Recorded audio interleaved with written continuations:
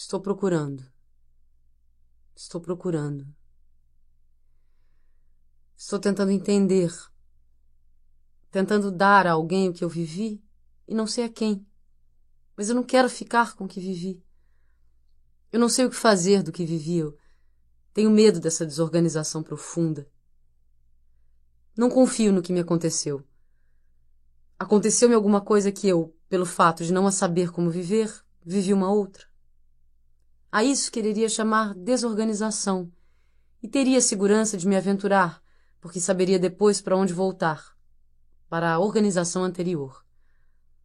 A isso prefiro chamar desorganização, pois não quero me confirmar no que vivi. Na confirmação de mim, eu perderia o mundo como eu o tinha, e sei que não tenho capacidade para outro. Se eu me confirmar e me considerar verdadeira, estarei perdida porque não saberei onde engastar meu novo modo de ser. Se eu for adiante nas minhas visões fragmentárias, o mundo inteiro terá que se transformar para eu caber nele. Perdi alguma coisa que me era essencial e que já não me é mais. Não me é necessária, assim como se eu tivesse perdido uma terceira perna que até então me impossibilitava de andar, mas que fazia de mim um tripé estável. Essa terceira perna eu perdi. E voltei a ser uma pessoa que nunca fui. Voltei a ter o que nunca tive, apenas as duas pernas. Sei que somente com duas pernas é que posso caminhar, mas a ausência inútil da terceira me faz falta e me assusta. Era ela que fazia de mim uma coisa incontrável por mim mesma, e sem sequer precisar me procurar. Estou desorganizada porque perdi o que não precisava? Nesta minha nova covardia, a covardia é o que de mais novo já me aconteceu. É a minha maior aventura. Essa minha covardia é um campo tão amplo que só a grande coragem me leva a aceitá-la.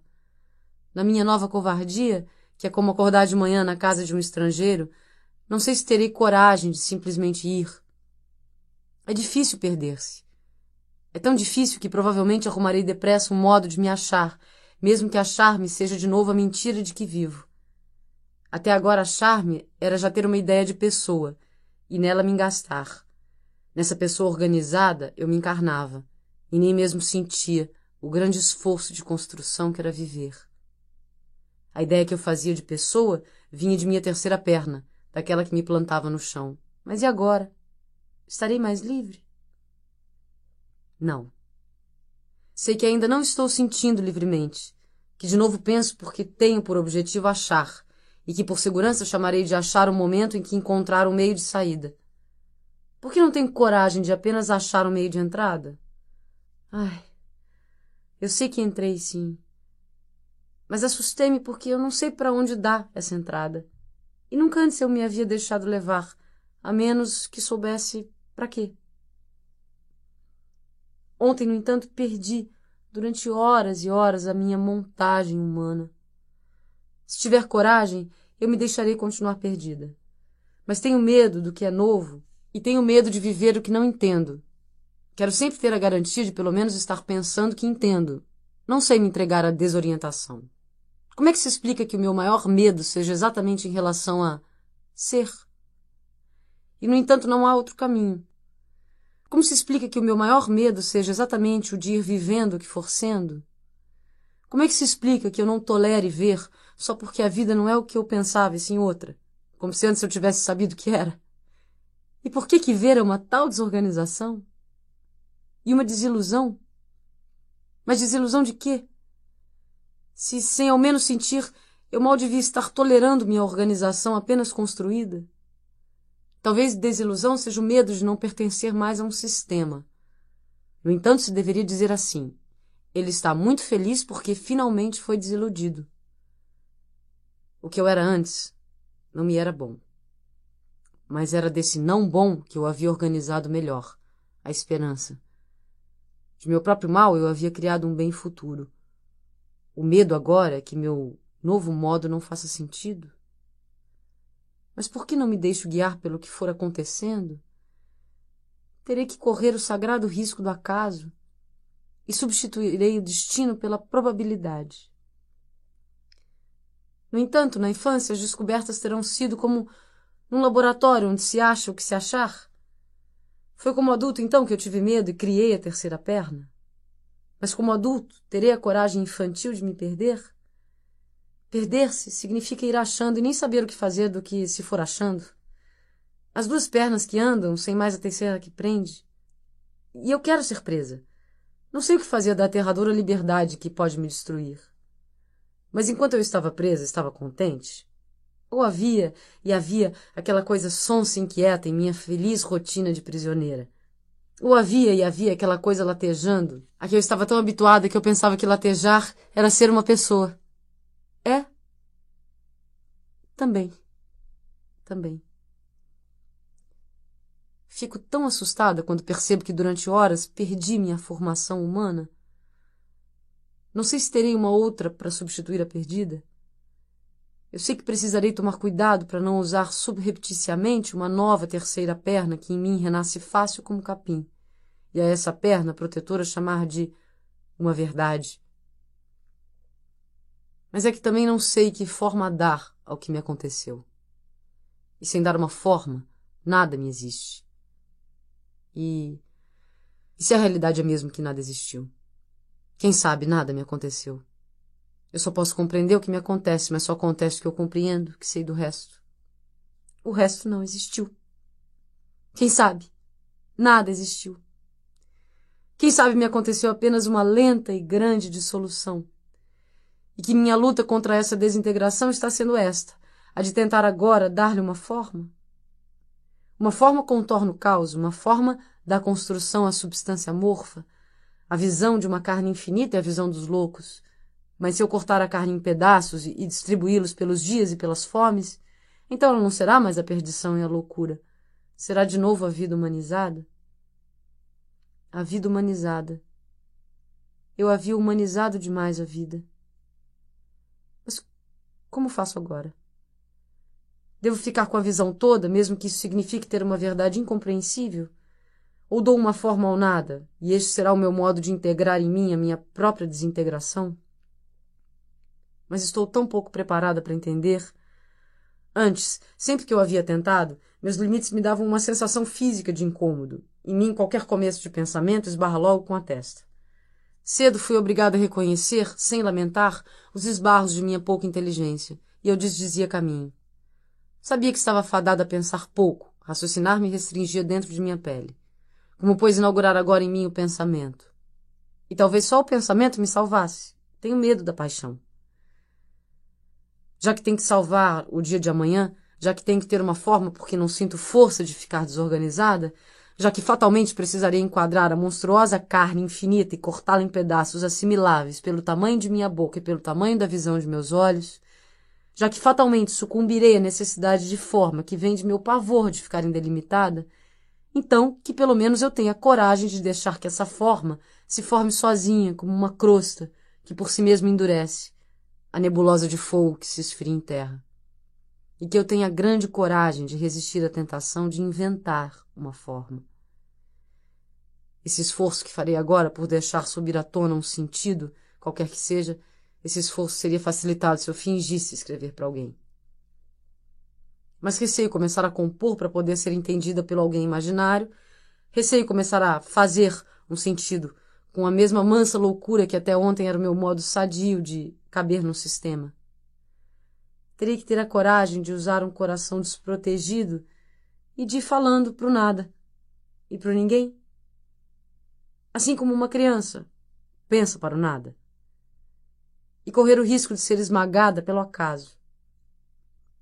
Eu não compreendo o que vi. Eu nem mesmo sei se eu vi, já que meus olhos terminaram não se diferenciando da coisa vista. Só por um inesperado tremor de linhas, só por uma anomalia na continuidade ininterrupta de minha civilização, é que por um átimo experimentei a vivificadora morte. A fina morte que me fez manusear o proibido tecido da vida. É proibido dizer o nome da vida. E eu quase o disse. Quase não me pude desembaraçar de seu tecido, o que seria destruição dentro de mim, de minha época. Talvez o que me tenha acontecido seja uma compreensão, e que para eu ser verdadeira eu tenho que continuar a não estar à altura dela, tenho que continuar a não entendê-la. Toda compreensão súbita se parece muito com uma aguda incompreensão. Não. Toda compreensão súbita é finalmente a revelação de uma aguda incompreensão. Todo momento de achar é um perder-se a si próprio. Talvez me tenha acontecido uma compreensão tão total quanto uma ignorância, e dela eu venha sair intocada e inocente como antes. Qualquer entender meu nunca estará à altura dessa compreensão, pois viver é somente a altura que posso chegar. Meu único nível é viver. Só que agora sei de um segredo, que já estou esquecendo. Ai, sinto que já estou esquecendo. Para sabê-lo de novo, eu precisaria agora remorrer. E saber será talvez o assassinato de minha alma humana. E não quero. O que ainda poderia me salvar seria uma entrega à nova ignorância. Isso seria possível. Pois ao mesmo tempo que luto por saber, a minha nova ignorância, que é o esquecimento, tornou-se sagrada. Sou a vestal de um segredo que não sei mais qual foi. E sirvo ao perigo esquecido. Soube o que não pude entender. Minha boca ficou selada, e só me restaram os fragmentos incompreensíveis de um ritual. Embora pela primeira vez eu sinta que meu esquecimento esteja enfim ao nível do mundo. Ah, e nem ao menos quero que me seja explicado aquilo que para ser explicado teria que sair de si mesmo. Não quero que me seja explicado que de novo precisaria da validação humana para ser interpretado. Vida e morte foram minhas, e eu fui monstruosa. Minha coragem foi a de um sonâmbulo que simplesmente vai. Durante as horas de perdição eu tive a coragem de não compor nem organizar. E, sobretudo, a de não prever. Até então eu não tivera coragem de me deixar guiar pelo que não conheço e em direção ao que não conheço. Minhas previsões condicionavam de antemão o que eu veria. Não eram as antevisões da visão. Já tinham o tamanho de meus cuidados. Minhas previsões me fechavam o mundo. Até que por horas desisti. E, por Deus, tive o que eu não gostaria. Não foi ao longo de um vale fluvial que andei. Eu sempre pensara que encontrar seria fértil e úmido como vales fluviais. Não contava que fosse esse grande desencontro. Para que eu continue humana, meu sacrifício será o de esquecer. Agora saberei reconhecer na face comum de algumas pessoas que elas esqueceram. E nem sabem mais que esqueceram o que esqueceram. Eu vi. Sei que vi, porque não dei ao que vi o meu sentido. Sei que vi, porque não entendo. Sei que vi, porque para nada serve o que vi. Escuta, eu vou ter que falar porque eu não sei o que fazer de ter vivido. Pior ainda, eu não quero o que vi. O que vi arrebenta minha vida diária. Desculpa eu te dar isto, eu bem queria ter visto coisa melhor. Toma o que vi, livra-me de minha inútil visão e de meu pecado inútil. Estou tão assustada que só poderei aceitar que me perdi se imaginar que alguém me está dando a mão. Dar a mão a alguém sempre foi o que esperei da alegria. Muitas vezes antes de adormecer, nessa pequena luta por não perder a consciência e entrar no mundo maior, muitas vezes, antes de ter a coragem de ir para a grandeza do sono, finjo que alguém está me dando a mão e então vou. Vou para a enorme ausência de forma que é o sono. E quando mesmo assim não tenho coragem, então eu sonho. Ir para o sono se parece tanto com o modo como agora tenho de ir para a minha liberdade. Entregar-me ao que não entendo será pôr-me à beira do nada. Será ir apenas indo e como uma cega perdida num campo. Essa coisa sobrenatural que é viver. O viver que eu havia domesticado para torná-lo familiar. Essa coisa corajosa que será entregar-me e que é como dar a mão à mão assombrada do Deus e entrar por essa coisa sem forma que é um paraíso. Um paraíso que não quero? Enquanto escrever e falar, vou ter que fingir que alguém está segurando a minha mão. Pelo menos no começo, só no começo. Logo que puder dispensá-la, irei sozinha. Por enquanto preciso segurar essa tua mão, mesmo que não consiga inventar teu rosto e teus olhos e tua boca. Mas embora decepada, essa mão não me assusta. A invenção dela vem de tal ideia de amor, como se a mão estivesse realmente ligada a um corpo que, se não vejo, é por incapacidade de amar mais. Não estou à altura de imaginar uma pessoa inteira, porque não sou uma pessoa inteira. E como imaginar um rosto se não sei de que expressão de rosto preciso? Logo que puder dispensar tua mão quente, irei sozinha e com horror. O horror será minha responsabilidade até que se complete a metamorfose e que o horror se transforme em claridade. Não a claridade que nasce de um desejo de beleza e moralismo, como antes mesmo, sem saber, eu me propunha, mas a claridade natural do que existe, e é essa claridade natural o que me aterroriza. Embora eu saiba que o horror sou eu diante das coisas. Por enquanto, estou inventando a tua presença, como um dia também não saberei me arriscar à morte sozinha. Morrer é do maior risco. Não saberei passar para a morte e pôr o primeiro pé na primeira ausência de mim. Também nessa hora última e tão primeira, inventarei a tua presença desconhecida e contigo começarei a morrer, até poder aprender sozinha a não existir. E então eu te libertarei. Por enquanto eu te prendo, e tua vida desconhecida e quente está sendo a minha única, íntima organização. Eu que sem a tua mão me sentiria agora solta no tamanho enorme que descobri. No tamanho da verdade? Mas é que a verdade nunca me fez sentido. A verdade não me faz sentido. É por isso que eu a temia e a temo. Desamparada, eu te entrego tudo, para que faças disso uma coisa alegre. Por te falar, eu te assustarei e te perderei. Mas se eu não falar, eu me perderei, e por me perder, eu te perderia. A verdade não faz sentido. A grandeza do mundo me encolhe. Aquilo que provavelmente pedi e finalmente tive, veio, no entanto, me deixar carente como uma criança que anda sozinha pela terra. Tão carente que só o amor de todo o universo por mim poderia me consolar e me cumular. Só um tal amor que a própria célula-ovo das coisas vibrasse com o que estou chamando de um amor. Daquilo a que, na verdade, apenas chamo, mas sem saber-lhe o nome.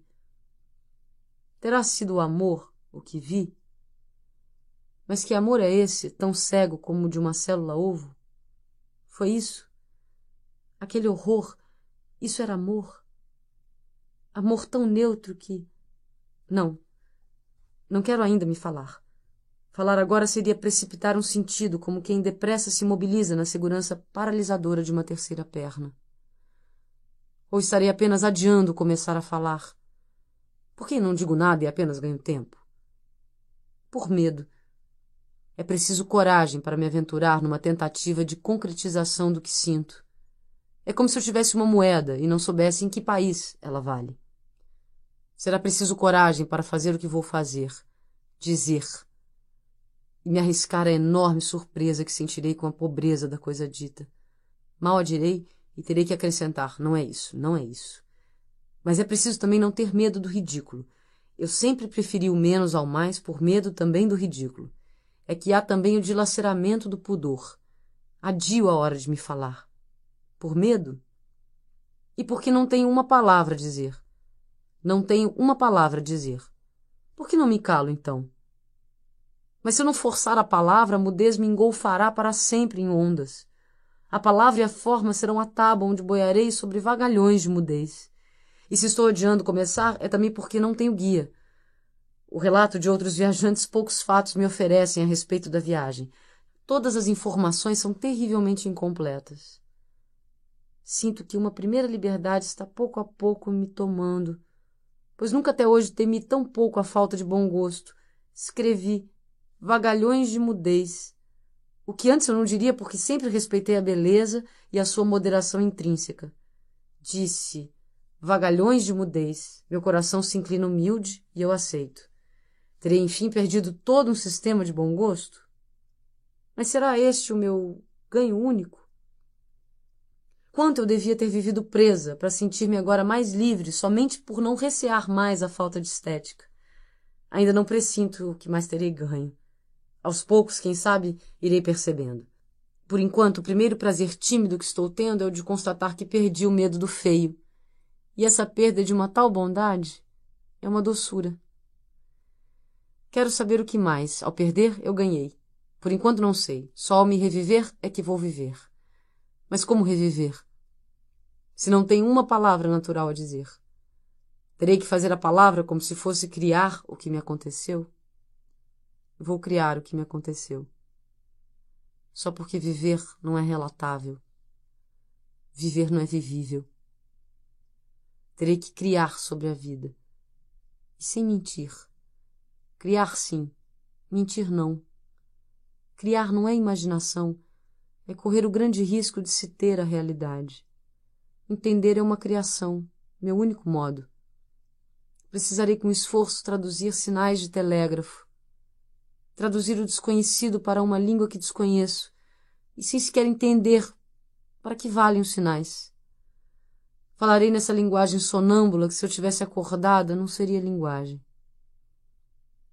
Até criar a verdade do que me aconteceu. Será mais um grafismo que uma escrita, pois tento mais uma reprodução do que uma expressão. Cada vez preciso menos me exprimir. Também isto perdi? Não. Mesmo quando eu fazia esculturas, eu já tentava apenas reproduzir, e apenas com as mãos. Ficarei perdida entre a mudez dos sinais? Ficarei, pois sei como sou. Nunca soube ver sem logo precisar mais do que ver. Sei que me horrorizarei como uma pessoa que fosse cega e, enfim, abrisse os olhos e enxergasse. Mas enxergasse o quê? Um triângulo mudo e incompreensível. Poderia essa pessoa não se considerar mais cega só por estar vendo um triângulo incompreensível? Eu me pergunto. Se eu olhar a escuridão com uma lente, verei mais que a escuridão? A lente não devassa a escuridão, apenas a revela ainda mais. E se eu olhar a claridade com uma lente, com um choque, verei apenas a claridade maior. Enxerguei, mas estou tão cega quanto antes porque enxerguei um triângulo incompreensível. A menos que eu também me transforme no triângulo, que reconhecerá no incompreensível triângulo a minha própria fonte e repetição. Estou adiando. Sei que tudo o que estou falando é só para adiar. Adiar o momento em que terei que começar a dizer, sabendo que nada mais me resta dizer. Estou adiando o meu silêncio. A vida toda adiei o silêncio. Mas agora, por desprezo pela palavra, talvez enfim eu possa começar a falar. Os sinais de telégrafo. O mundo eriçado de antenas. E eu captando o sinal. Só poderei fazer a transcrição fonética. Há 3.000 anos desvairei-me, e o que me restaram foram fragmentos fonéticos de mim. Estou mais cega do que antes. Vi, sim. Vi e me assustei com a verdade bruta de um mundo cujo maior horror é que ele é tão vivo que, para admitir que estou tão viva quanto ele, e minha pior descoberta é que estou tão viva quanto ele, terei que alçar minha consciência de vida exterior a um ponto de crime contra a minha vida pessoal. Para minha anterior moralidade profunda, minha moralidade era o desejo de entender, e, como eu não entendia, eu arrumava as coisas. Foi só ontem e agora que descobri que sempre fora profundamente moral. Eu só admitia a finalidade. Para minha profunda moralidade anterior, eu ter descoberto que estou tão cruamente viva quanto essa crua luz que ontem aprendi, para aquela minha moralidade, a glória dura de estar viva é o horror. Eu antes vivia de um mundo humanizado, mas o puramente vivo derrubou a moralidade que eu tinha. É que o mundo todo vivo tem a força de um inferno.